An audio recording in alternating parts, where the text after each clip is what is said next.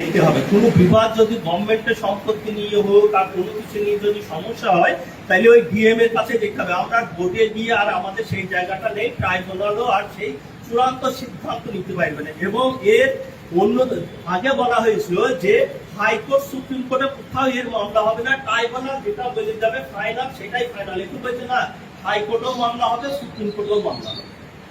কোন জায়গাটায় গিয়ে দাঁড়িয়েছে আপনারা, কারণ ওয়াকফ সম্পত্তির ব্যাপারটা যারা ওয়াকফ বুঝে, হাদিস বুঝে, আল্লাহর হাদিস বুঝে তারাই কিন্তু একমাত্র বুঝবে, যারা বুঝতে পারে না তারা বুঝতে পারবে না। এমনিতেই আমরা দেখেছি, আমরা অনেক সময় মামলা করতে চাই এডিএম ডিএম এর ঘরে, তখন ওনারা বলে যে আমরা এই সিভিল ম্যাটার জমি সংক্রান্ত ম্যাটার মাথায় ঢুকছে না। তাহলে এই ওয়াকফের সম্পত্তি এবার কিভাবে মাথায় ঢুকবে আপনারা এইবার ভালো করে বুঝেন। তার মানে আপনারা কোন জায়গাতে দাঁড়িয়ে গেছেন সেটা আপনাকে বুঝতে হবে। কারণ একটু বলছে যদি কোনো একটা সম্পত্তি নিয়ে এই আইনের আগে হোক কিংবা পরে হোক, এই আইনের আগে হোক মানে 2025-এর যে আইনটা হয়েছে unified Waqf management empowerment efficiency and development act, এই যে নতুন আইন হয়েছে 2025, মানে এটা এই আইনটা হওয়ার জন্য 2024-এর আগস্ট মাস থেকে শুরু হয়। 2025-এ লোকসভায় পাস হয় এবং লোকসভায় তারা থাকে, আমরা তাদের ভোট দিই, তারা থাকে।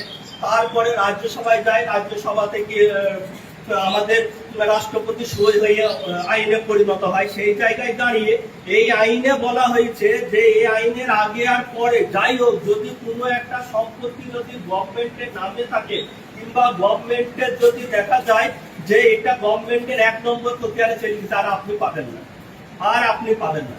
এই কারণে আপনি যদি চাঁদ সড়ক পাড়ার মসজিদ, যদি আপনি কৃষ্ণনগরে চাঁদ সড়ক মসজিদ আছে যেটা হচ্ছে চেতলাঙ্গিয়া জমিদারের সম্পত্তি, সেই চেতলাঙ্গিয়া জমিদারের সম্পত্তি যদি আপনি দেখেন 1954 কিংবা সম্ভবত 55 সালে ওরা সম্পত্তিটা ওই কব্বরস্থানের নামে ওই সমাজ কিনেছিল।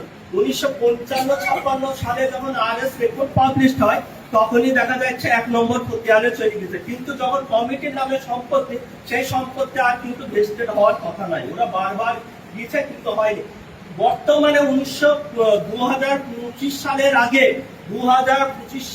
আগে যদি ওই সম্পত্তিটা কোন রকম ভাবে ঘুরাইতে পারতো, 2025 সালের আগে এই আইন যেদিন তৈরি হয়েছে তার আগে যদি ঘুরাইতে পারতো তাহলে ওটা ঘুরিয়ে যেত। কিন্তু 2025 সালের আইনে কি বলছে, যদি সরকারি সম্পত্তি হয় আগে আর পরে যাই হোক নোটিফিকেশন হয়ে যদি যায় আগে আর পরে সরকারের নামে সম্পত্তি হলে এই সম্পত্তি আর আপনি পাবেন না।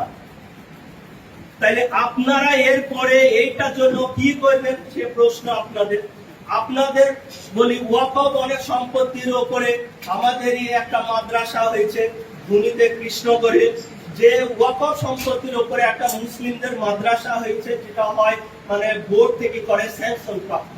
মাদ্রাসাটা কাদের? ওয়াকফ বোর্ডের উপরে, কিন্তু বলছে ওটা গভর্নমেন্টের স্কুল হয়ে গেছে। তাহলে এই আইনের যেদিন তৈরি হয়েছে তার আগে স্কুলটা করে নিয়েছে, নোটিফিকেশন দিয়ে দিচ্ছে, গভর্নমেন্ট হয়ে গেছে, ওখানে আর কোন রকমে আপনি আর ওই সম্পত্তি আর ওয়াকফের বলতে পারবেন।